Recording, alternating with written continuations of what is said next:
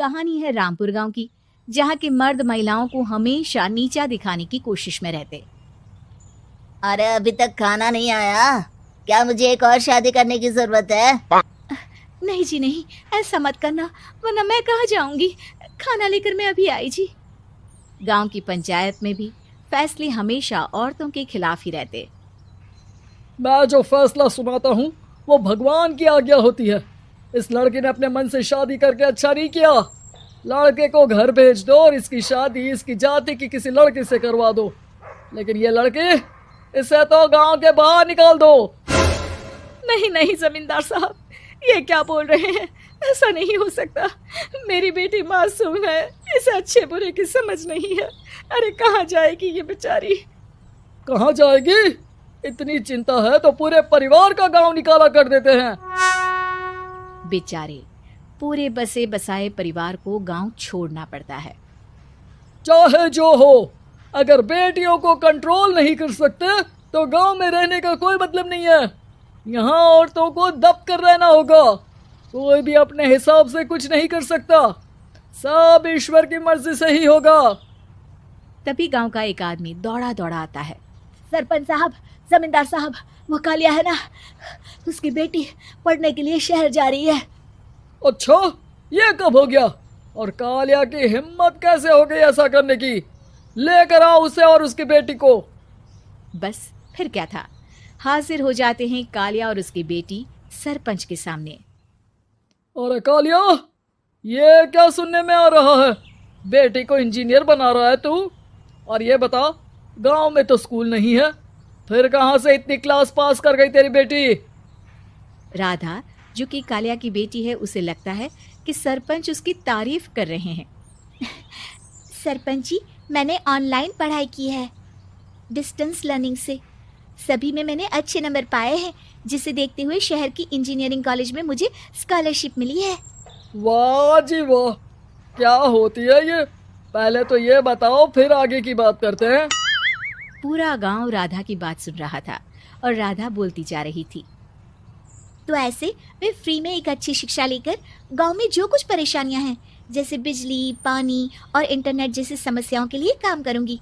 मैं गांव को शहर से जोड़ने के लिए पुल का निर्माण करवाने का प्रस्ताव रखूंगी। मुझे पूरी उम्मीद है कि जल्द ही हमारा गांव भी तरक्की की राह पर चल पड़ेगा। राधा की बात सुनकर सारे गांव वाले ताली बजाने लगते हैं। सरपंच को समझ नहीं आता कि वो क्या करे। चुप रह नादान लड़की, गांव के खिलाफ जाने के लिए तुझे गांव से बेदखल कर दिया जाएगा, वो भी पूरे परिवार के साथ। और हाँ, अगर ठीक से गांव में रहना चाहती है तो ये पढ़ाई लिखाई छोड़ दे। हम तेरे लिए गांव का कोई होनहार लड़का देखेंगे। तभी गांव का एक आदमी बोल पड़ता है। अरे नहीं नहीं सरपंच जी, राधा बिटिया जो बता रही है, अगर वैसा हो जाए तो हम लोगों को पैसा कमाने के लिए बाहर नहीं जाना पड़ेगा। हाँ जी, और ना ही कोसों दूर पानी के लिए भटकना पड़ेगा। हमारे बच्चे भी अच्छी पढ़ाई कर सकेंगे और आगे बढ़ेंगे, ना कि हमारी तरह खेती करते बैठेंगे। क्यों गांव वालों, राधा बिटिया का साथ देना चाहिए ना। सरपंच देखता है कि गांव राधा के साथ है तो वो चुप हो जाता है। वो घर आकर अपने सलाहकार से बात करता है, जो बहुत ही चालाक किस्म का इंसान होता है। अरे सरपंच साहब, आपको बहुत ही होशियारी से काम लेना पड़ेगा। एक बार गांव तरक्की कर गया, यहाँ के बालक पढ़ लिए तो कोई ना पूछेगा आपको। और फिर ये जो बेटा और बेटी है ना आपके, इनको भी आम लोगों की तरह ही जीवन जीना होगा। हाँ, लेकिन करे तो क्या करे? वो ना आप मुझ पर छोड़ दीजिए, बस मैं जैसा बोलूं करते जाइए। अगले रोज सुबह जब गांव वाले सोकर उठते हैं तो राधा के घर के बाहर और साथ ही वो लोग जिन्होंने राधा का सपोर्ट किया था, उनके घर के आगे लाल रंग से कल आऊंगी लिखा होता है। कल आऊंगी, यह क्या होता है? अरे यह तो खून से लिखा है, लगता है कोई भूत प्रेत या चुड़ैल का साया है। चलो सरपंच जी के पास चलते हैं। सभी सरपंच के पास जाकर उसे सारी बात बताते हैं। अरे ये तो बड़ी मुश्किल की बात है। चलो, मैं एक बाबा को जानता हूँ, उन्हें बुला लेता हूँ। सरपंच बाबा को लेकर गांव के घर के बाहर जाता है। ओहो, तो ये वो चुड़ैल है जो उन लोगों को निशाना बनाते हैं जो गांव को बदलने का सपना देखते हैं। वो गांव को ऐसे ही संपन्न देखना चाहती है। वो नहीं चाहती कि कोई बाहरी यहाँ का कायाकल्प करे। क्या तुम लोगों में से किसी ने गांव को बदलने की सोच रखी है?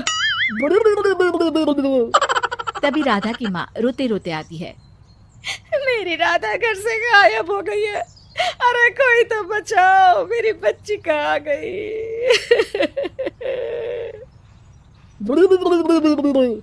ले गई वो चुड़ैल, तेरी बच्ची को ले गई। अब वो उसे श्रापित करके छोड़ेगी। उस पर चुड़ैल का साया हो जाएगा। तभी बुरी सी हालत में राधा भी वहां आ जाती है। उसके बाल चुड़ैल की तरफ फैले होते हैं और कपड़ों में खून लगा होता है। सभी राधा को देखकर डर जाते हैं। माँ, पता नहीं मुझे कौन उठा कर ले गया था। अरे दूर दूर हो जाए चुड़ैल, अब हम लोग इस गांव में नहीं रुकेंगे। अरे कैसी बातें कर रहे हैं आप? कल तो आप मेरे भरोसे गांव का हुलिया बदलने, अपने बच्चों को पढ़ाने और तरक्की उन्नति की बात कर रहे थे, तो आज क्या हो गया आपको? ये फिर तुम लोगों को बहकाएगी। ये चुड़ैल गांव में आ चुकी है। ऐसे ही ये तुम्हारे घर के बच्चों को भी ले जाएगी। गांव वाले राधा को गांव से बाहर निकाल देते हैं। उसके माँ बाप रोते रहते हैं लेकिन गांव वाले नहीं मानते।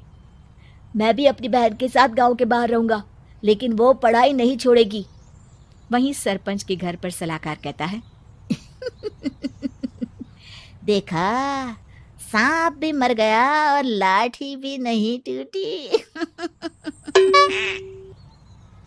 लेकिन अगले ही दिन सरपंच के घर के बाहर भी वही शब्द लिखे होते हैं। और फिर सरपंच की बीवी कहती है, हमारी बेटी को किसी ने अगवा कर लिया है। तभी राधा का भाई वहां आ जाता है। अरे गांव वालों, मैंने सरपंच जी की बेटी को देखा था। वो चुड़ैल उसे उठाकर ले जा रही थी। अरे क्या मजाक कर रहे हो? नहीं नहीं सरपंच जी, आप नहीं जानते। वो चुड़ैल अब आपकी बेटी में आ जाएगी, जैसे राधा के अंदर आ गई थी। तभी सरपंच की बेटी वैसी ही हालत में वहां आती है जैसे राधा आई थी। पापा, पता नहीं कैसे मैं गायब हो गई थी। चुड़ैल, इसके अंदर भी चुड़ैल का साया है, मारो इसे। अरे नहीं नहीं, इसे भी राधा के पास गांव के बाहर ही भेज दो। अरे चुप रहो, मेरी बेटी कहीं नहीं जाएगी और चुड़ैल बुड़ैल कुछ नहीं होता है। अरे कैसे बात कर रहे हो सरपंच जी? आप तो बोल रहे थे कि आपका फैसला भगवान का ज्ञान होता है, तो अपने पर बात आई तो अब आप ऐसे बोल रहे हैं। अरे ना ना ना, आपको अपनी बेटी को त्यागना ही होगा। अरे बुलाओ बाबा को। राधा का भाई बाबा को ले आता है, जिसे अब गांव वालों के डर के कारण सच बोलना पड़ता है। मैं कोई बाबा नहीं हूँ, मैं तो मोची था। ये सलाहकार महोदय ने मुझे कहा था एक्टिंग करने को। वो मुझे पैसे देने वाले हैं। अब मुझे माफ कर दो। गलती हो गई, मुझे माफ कर दो। तभी वहां राधा आ जाती है। देखा सरपंच जी, जब गांव के बच्चे साक्षर होंगे तो आप जैसे लोगों की चालाकी नहीं चलेगी।